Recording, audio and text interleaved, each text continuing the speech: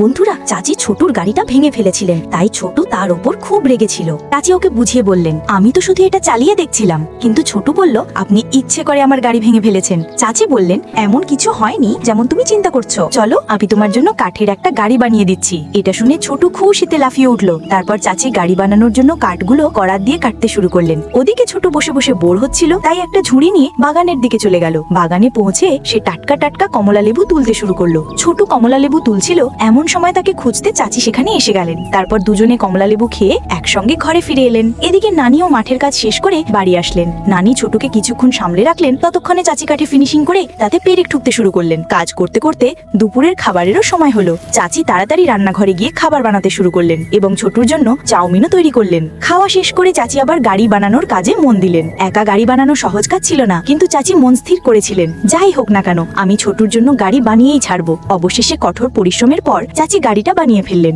গাড়ির মজবুতি পরীক্ষা করার জন্য প্রথমে নিজেই তাতে চড়ে দেখলেন। গাড়িটা একদম ঠিকঠাক চললো। এরপর ছোটুকেও তাতে বসিয়ে ঘুরতে নিয়ে গেলেন। ছোটু নিজের নতুন গাড়িতে চড়ে খুব খুশি হলো। বন্ধুরা, চাচির জন্য কমেন্টে একটা লাল হৃদয় পাঠাতে ভুলো না, আর চ্যানেলটি লাইক ও সাবস্ক্রাইব করে দিও।